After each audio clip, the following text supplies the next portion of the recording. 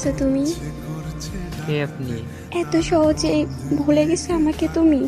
ফালতু কথা বাদ দেন, কে আপনি সেটা বলেন। এত তাড়াতাড়ি ভুলে যাবা কখনোই ভাবিনি। আজব তো, কে আপনি আর কি চান আমার কাছে? এত তাড়াতাড়ি সবকিছু ভুলে গেছেন? কে আপনি পরিচয় দিবেন নাকি ফ্রেন্ড লিস্ট থেকে ডিলিট করে দেব, কোনটা? এক সময় একটু কথা বলার জন্য কতই পাগলামি করতেন, আর এখন ফ্রেন্ড লিস্ট থেকে ডিলিট করে দেওয়ার জন্য পাগল হয়ে গেছেন। সরি, আপনার কোথাও ভুল হচ্ছে। আমাকে চিনতে পারো নাই? আমি তোমার পায়েল। কোন পায়েল? এক সময় তোমার জান ছিলাম, ওই পায়েল আমি। সে তো অনেক আগেই মরে গেছে আমার কাছে। এত তাড়াতাড়ি মাটি দিয়ে দিলে আমাকে। সেও আমাকে জিন্দা লাশ বানিয়ে গেছিল।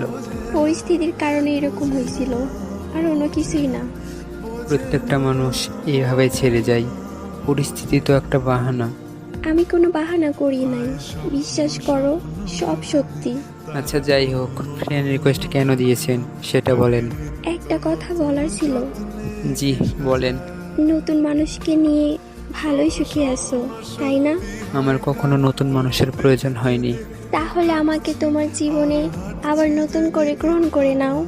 এত ভালোবাসার পরেও তোমাকে আমি ধরে রাখতে পারিনি। তুমি অন্য কাউকে পেয়ে ঠিকই আমাকে ছেড়ে চলে গেছিলা।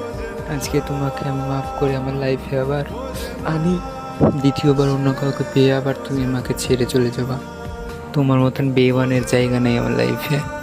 একটু ভেবেচিন্তে কথা বলো। নতুন করে আমি কিছু ভাবতে চাই না। এক সময় তো জোর করে রাখতে চেয়েছিলে, আর এখন আমি থাকতে চাই। ছেড়ে যাওয়ার সময় যদি একটিবার বলে যাইতে আমার ভুলটা কোথায় ছিল। সেদিন ভুলটা আমারই ছিল, এখন আমি বুঝতে পারতেছি। এতদিন পর হঠাৎ ভুল বোঝার কারণ কি?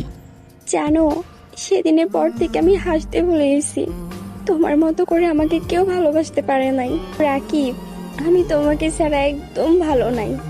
কিন্তু আমি এখন একা থাকা শিখে গেছি। আমি তোমার জীবনে আবার ফিরে আসতে চাই। নো, নেভার, কখনোই সম্ভব নয় এটা। আল্লাহ হাফেজ।